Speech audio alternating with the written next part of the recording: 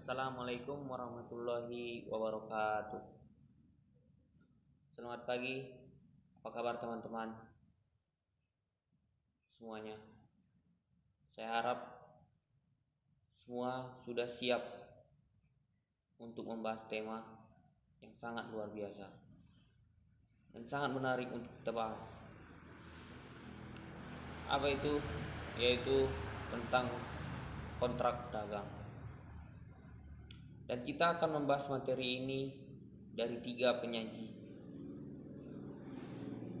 Yaitu penyaji pertama saya sendiri, Aldi Riansa Siregar, dan penyaji kedua teman kita Nadia Resti,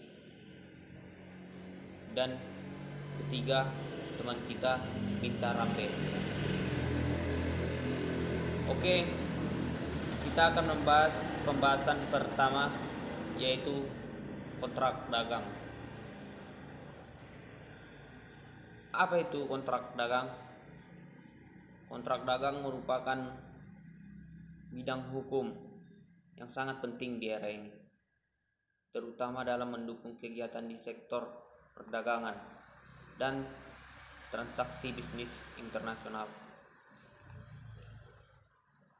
Kesepakatan antara eksportir dan importir untuk melakukan perdagangan barang sesuai dengan persyaratan-persyaratan yang telah disepakati bersama. Jadi, cara kerja kontrak dagang adalah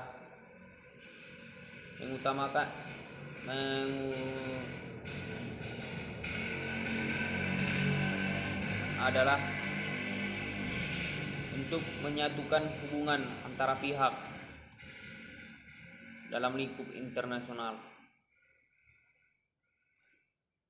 karena hal ini menyangkut perbedaan sistem dan paradigma serta aturan hukum masing-masing pihak atau perusahaan-perusahaan.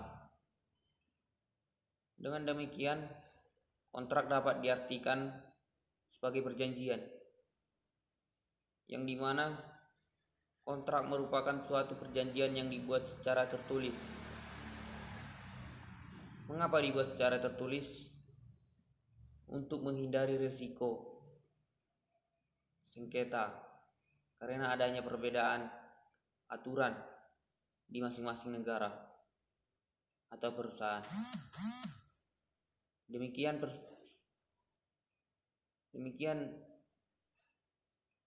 presentasi saya. Akan dilanjutkan dengan penyaji kedua, yaitu Nadia Resti. Sekian, assalamualaikum warahmatullahi wabarakatuh. Assalamualaikum warahmatullahi wabarakatuh. Perkenalkan, nama saya Nadia Risti Aprilia, NPM 1900533. Baiklah, di sini saya ingin melanjutkan materi dari saudara kita Aldi Riansa Siregar. Materi yang ingin saya bawakan yaitu mengenai asas-asas berkontrak dagang. Dalam menerapkan asas-asas kontrak dagang, ada prinsip-prinsip tertentu yang diterapkan. Yang pertama, asas kebebasan berkontrak, yaitu dalam prinsip ini pihak-pihak berhak menentukan apa saja yang ingin mereka sepakati dan apa-apa yang tidak ingin mereka sepakati. Yang kedua, asas konsekualitas, yaitu suatu perjanjian atau penyesuaian kehendak antar kedua pihak. Yang ketiga, asas kebiasaan, di mana dalam suatu perjanjian tidak ada yang mengikat, hanya untuk hal-hal yang tegas dalam peraturan perundang-undangan seperti jurisprudensial dan sebagainya. 4. Asas peralihan resiko, di mana dalam hukum Indonesia, beralihnya suatu resiko dan kerugian yang timbul merupakan suatu prinsip yang berlaku untuk jenis-jenis perjanjian tertentu, seperti pada persetujuan jual beli, tukar menukar, pinjam pakai, sewa menyewa, pemborongan pekerjaan, dan lain-lain. Asas ganti rugi. Asas ganti rugi yaitu suatu penentuan ganti kerugian dalam para pembuat perjanjian untuk memberikan maknanya serta batasan ganti kerugian tersebut. Yang keenam, asas kepatuhan, di mana dalam asas ini menghendaki apa saja yang akan dituangkan di dalam naskah suatu perjanjian harus memperhatikan prinsip-prinsip kepatuhan. Asas ketepatan waktu, di mana dalam asas kepatuhan waktu ini harus memiliki batas waktu berakhirnya suatu perjanjian. Asas yang ke-8, asas keadaan darurat, di mana dalam prinsip ini sangat penting dicantumkan dalam naskah kontrak baik yang berskala nasional, regional maupun internasional.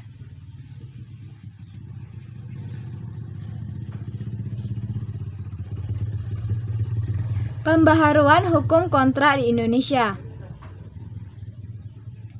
Hukum kontrak di Indonesia terdapat unsur-unsur negara lain, seperti kebangsaan yang berbeda, para pihak memiliki domisili hukum di negara berbeda, hukum yang dipilih adalah hukum asing, 4. Pelaksanaan kontrak di luar negeri. 5. Penyelesaian sengketa kontrak dilakukan di luar negeri. 6. Kontrak tersebut ditandatangani di luar negeri. 7. Objek kontrak di luar negeri. 8. Bahasa yang digunakan adalah bahasa asing.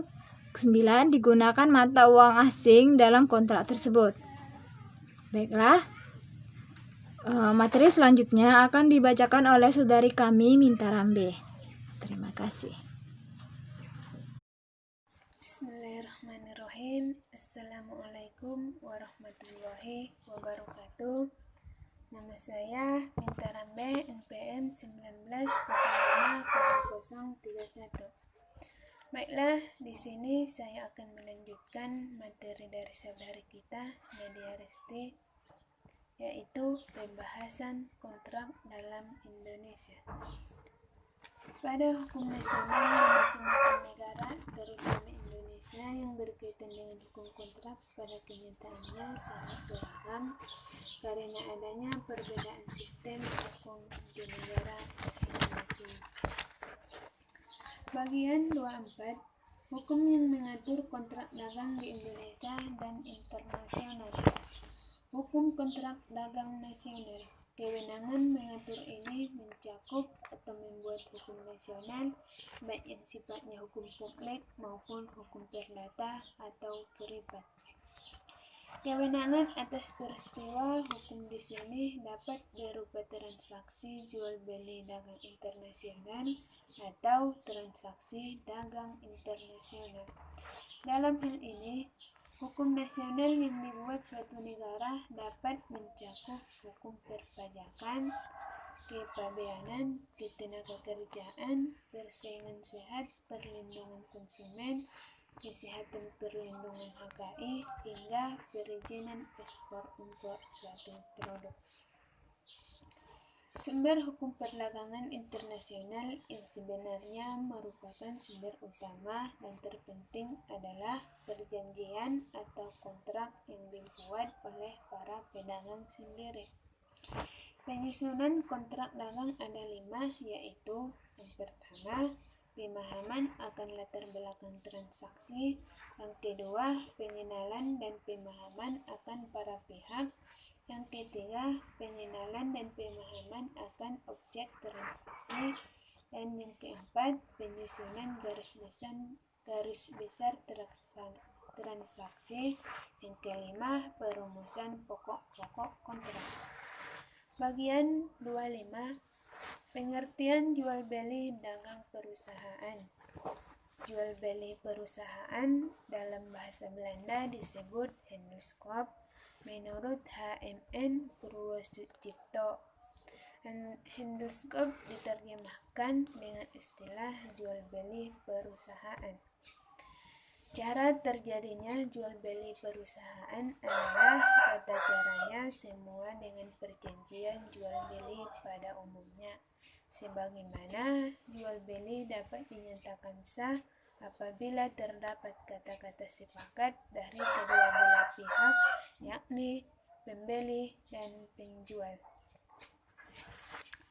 Baiklah, demikianlah isi dari makalah kami. Jika ada yang mau bertanya, kami persilahkan. Wabillahi taufiq wal hidayah. Wassalamualaikum warahmatullahi wabarakatuh.